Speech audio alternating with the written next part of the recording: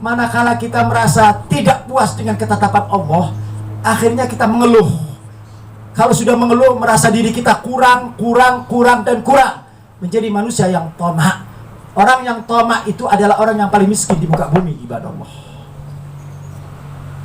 Tamak dia tidak merasa cukup dengan pemberian Allah Ta'ala.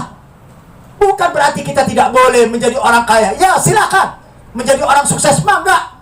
Tapi ketahuilah, di sana ada peran Allah, di sana ada ketetapan Allah, di sana ada takdir Allah. Kalian cuma berusaha, kalian cuma berdoa. Yang menentukan segalanya adalah Allah.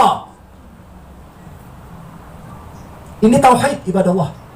Ini tauhid yang harus kita tancapkan dalam hati sanubari kita, agar kita punya hidup lurus, istiqomah. Jangan model kayak kita, kalau lagi senang hadir majelis, kalau lagi susah ninggalin majelis. Lagi banyak masalah, kenapa nggak hadir majelis?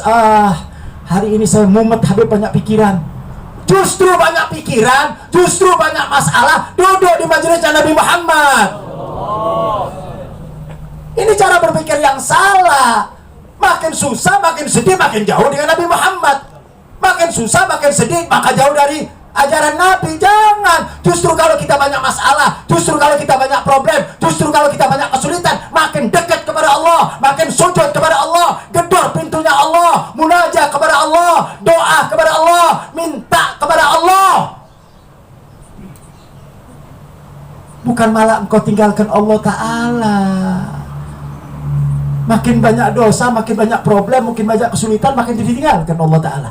Mestinya Allah makin dideketin. Karena kalau kita dekat kepada Allah, Allah pun akan lebih dekat kepada kita.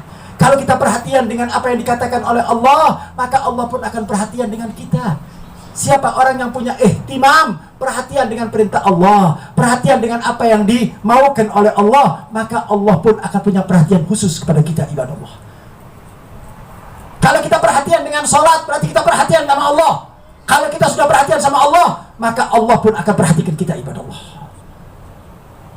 Kalau Allah perintahkan hal-hal yang baik dan kita lakukan, berarti kita punya perhatian kepada Allah. Kalau kita sudah perhatian kepada Allah, maka Allah pun akan perhatian kepada kita. Kita hidup butuh Allah. Catat baik-baik, hidup butuh Allah. Enggak butuh dengan manusia. Manusia tidak akan bisa berbuat apapun kepada kita, ibadah Allah. Manusia tidak mampu mencelakakan kita. Manusia tidak mampu membinasakan kita. Manusia tidak mampu memberikan manfaat dan mudarat kepada kita. Semua kembali Allah Subhanahu. Hidup butuh Allah. Letakkan Allah ada di hati kita. Letakkan Allah ada di pikiran kita. Apa yang kita lakukan semata-mata mencari ridhonya Allah Subhanahu. Orang kalau sudah hidup mencari ridhonya Allah, maka Allah akan bantu dalam kehidupan ini. Allah akan mudahkan segala urusan kita. Kan Allah udah janji dalam Al-Quran. Apa Allah katakan? Faqala ta'ala, wa may yattaqillah yaj'al lahu makhraja wa yarzuqhu min haitsu la yahtasib. Ini janji Allah. Innaka la tukhliful mi'ad. Allah nggak pernah ngingkarin janjinya. Allah nggak pernah ngingkarin janjinya. Cuma kitanya nggak yakin sama Allah. Kita ini sama Allah kurang yakin. Bahkan kita lebih yakin sama manusia. Kita dengan pengobatan ala syariat aja kita nggak yakin, tapi kita yakin dengan pengobatan manusia. Masya Allah. Padahal dalam Islam sudah diatur seperti ini. Ini yang Allah katakan, wa may yattaqillah. Kalau kalian bertakwa kepada Allah, jalankan segala perintah Allah, tinggalkan segala larangan Allah. Kalau itu kalian lakukan, yaj'al lahu makhraja, maka Allah akan memberikan solusi, memberikan way out, memberikan jalan keluar yang terbaik dalam kehidupan. Apapun masalah yang kita miliki, maka di sana Allah akan berikan jalan keluar. Ya, hidup ini tidak akan lepas dari masalah. Ya, hidup ini tidak akan lepas dari problem. Tapi manakala kita bertakwa kepada Allah, manakala kita taat kepada Allah, setiap problem yang kita hadapin, di sana Allah akan berikan jalan keluar, ibadah Allah. Masya Allah. Kalau Allah sudah berikan jalan keluar, itu adalah yang terbaik. Nggak ada jalan keluar yang terbaik kecuali produk Allah Subhanahu wa ta'ala. Tapi syarat utamanya apa? Yattaqillah, kalian bertakwa kepada Allah.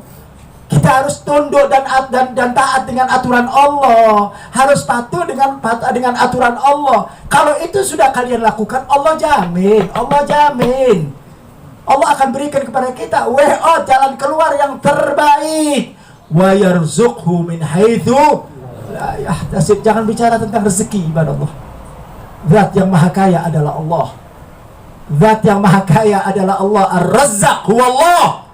Yang ngasih rezeki kita adalah Allah, bukan manusia. Bergantunglah kalian kepada Allah, mintalah kalian kepada Allah. Fa idza sa'alta fas'alillah wa idza ista'anta fasta'in billah, kata Nabi. Kalau kalian minta kepada Allah. Kalau kalian minta pertolongan, minta dibantu, mintalah kepada Allah.